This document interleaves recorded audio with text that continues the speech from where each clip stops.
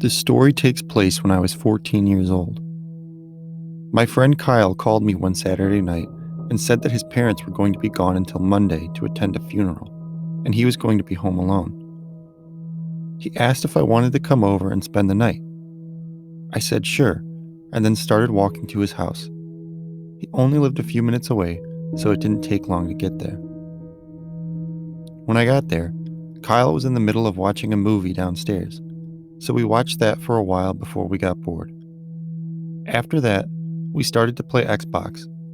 We played pretty much every game that Kyle owned, only stopping when we finally got hungry. We went into the kitchen and Kyle rummaged through his fridge, looking for something to eat. He said there wasn't anything good, so we should probably just order something from the pizza place in town. We picked up the phone and ordered a large pepperoni pizza. The guy on the other end of the line said it would only be about 20 minutes.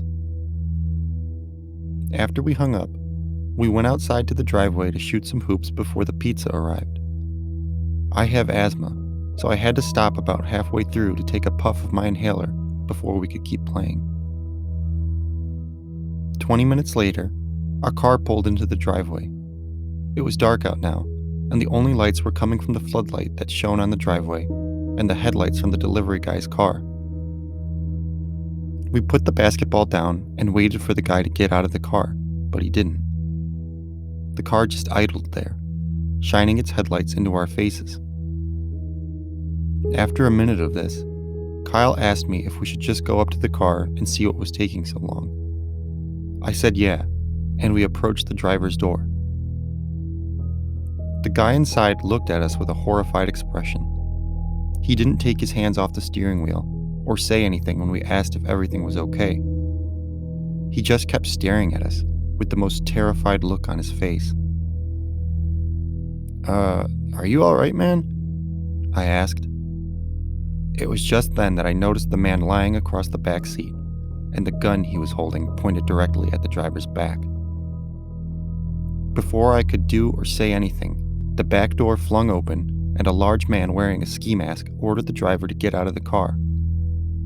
Kyle was standing there, visibly confused as the two men exited the vehicle.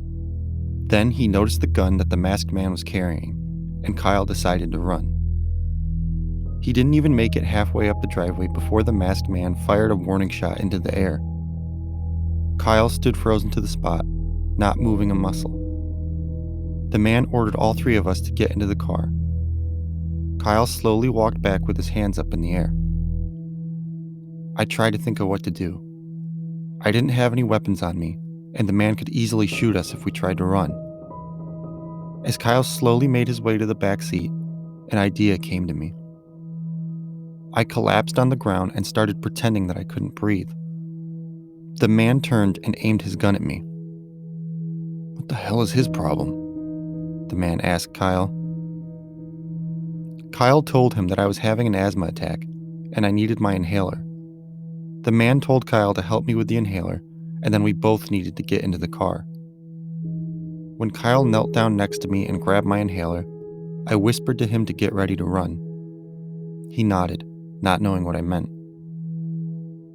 I pretended to take a puff, and then slowly made my way to my feet.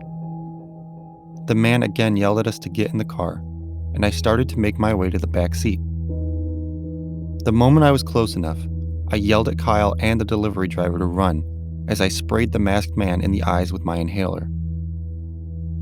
The man screamed and fell backwards against the car, grabbing at his eyes. All three of us ran back into the house, locking the door behind us.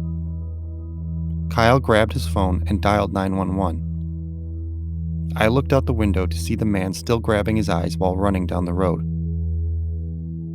The police showed up a minute later and told us that they found the man hobbling down the street, still wearing the ski mask. The delivery driver thanked me profusely and said that he had stopped to get gas on his way over to Kyle's house, not noticing the man get into the back seat when he went inside to pay. None of us know what that man's intentions were, but I'm glad we will never have to find out.